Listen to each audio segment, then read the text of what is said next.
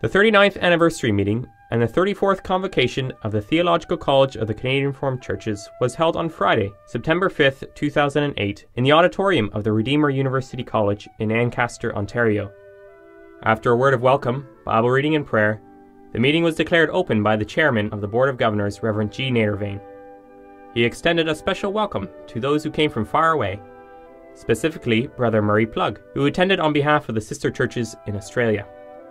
Brother Plug was given an opportunity to speak a few words of welcome as he brought greetings from the churches down under. He stressed that we continue to join together as churches in supporting our college, as it serves a household of faith. He congratulated the graduates who plan to go from here to serve the churches far and near. He assured the college community that the Australian churches will continue to support our theological college, financially and prayerfully. Concluding his address, he expressed the wish that the college continue to serve the churches by training men for the ministry of the Word. The principal's report by Professor G.H. Fisher gave us an overview of the past academic year, highlighting some of the concerns facing the college community and noting some of the future developments that will affect the college. He also introduced 3 graduating students, Mr. Rolf den Hollander, Mr. Stuart Harseford, and Mr. Cornelis Klein. 3 new students have entered the college, and a total of 17 students are now enrolled, training to play a significant role in the ministry and mission of the church. He concluded his remarks by quoting John Calvin, "Send us wood, and we will make arrows." He assured the audience that the college faculty is committed to the best of their abilities to carving young men into arrows, and that under God's blessing, they enter into this new academic year convinced by the truth of the words of John Calvin. Neither the light and the heat of the sun, nor food and drink, are so necessary to nourish and sustain the present life as the apostolic and pastoral office is necessary to preserve the church on earth. The keynote speaker for this evening was Professor C. Van Dam, who spoke on the topic The Preacher as Priest. In his address, he stressed that the office of preacher does indeed include a very important priestly element. He proceeded to outline the background of the offices of elder and priest in the Old Testament. Eldership can refer to both the teaching and ruling elders, as we usually identify them as the elder and minister. There is an underlying unity, but also a distinction that goes back to Old Testament times. In the new church, there are also 2 distinct offices with similar responsibilities. In Romans 15 verse 16, we read that the minister has the priestly duty of proclaiming the gospel of God, which is here understood as a priestly task. It is in preaching the gospel that Paul and any subsequent preacher acts as a priest. 2 Corinthians 5 verse 18 to 20 tells us how in the Old Testament a priest administered the reconciliation between God and his people. He did this by way of offering sacrifices, teaching the law, and giving the priestly blessing. So the office of Old Testament priest, in preaching and in teaching the gospel, was essentially replaced. In light of the special demands and expectations for the teaching elder, it is understandable that a distinction was made between the teaching and ruling elder.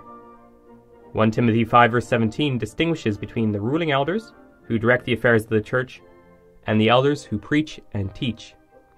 His concluding remarks were that it was a great tragedy in the history of the church that elders came to be called priests, in part because of the erroneous belief that the Lord's Supper was a sacrificial meal where Christ had to be sacrificed over and over again.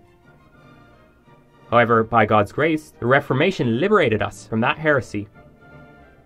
In closing, Dr. Van Dam reiterated that we have no need for Old Testament priests today, but that we do need priestly preachers to proclaim the gospel. He expressed the sincere wish that the Lord our God bless the ministers in their labors, and that he may continue to bless the college in its efforts to train new ministers of the Word. After singing hymn 64, accompanied by organist Karl Osterhoff, we witnessed the conferring of the Master of Divinity degree on Rolf den Hollander, Stuart Harseford, and Cornelis Klein. This ceremony was performed by the Dean of Students, Dr. C. Van Dam, the Principal, Dr. G.H. Fisher, and the Registrar, Dr. A.J. de Visser. The audience expressed their congratulations by offering the graduates a resounding round of applause, after which we sang Psalm 134.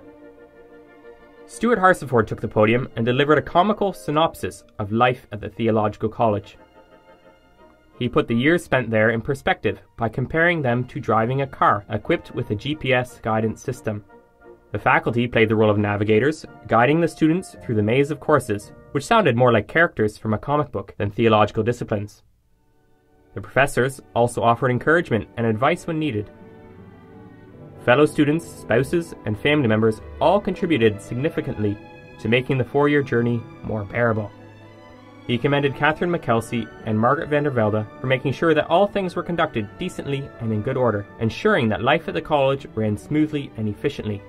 He summed up his comments by acknowledging that the grace of our Heavenly Father made it possible for him and his fellow graduates to complete their academic studies at the college, and that it was by his strength they could at last reach their destination. The Women's Saving Action Committee was also represented, and Mrs. J. Van Dam and Mrs. D. Hoches presented the college with a check for $35,000.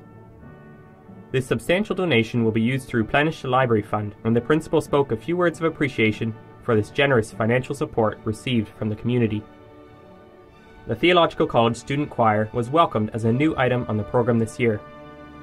At their very first public performance, they entertained the audience by singing 3 musical selections, and the audience, as well as the organist, were invited to join in on the last 2 stanzas of Great is Thy Faithfulness.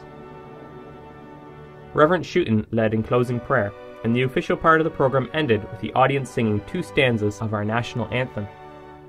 Refreshments were enjoyed by young and old, and the graduates were congratulated with achieving this exciting milestone in their lives. A professional video recording was made of the program this evening, and we ask that you contact the Theological College for more information on how to obtain your copy.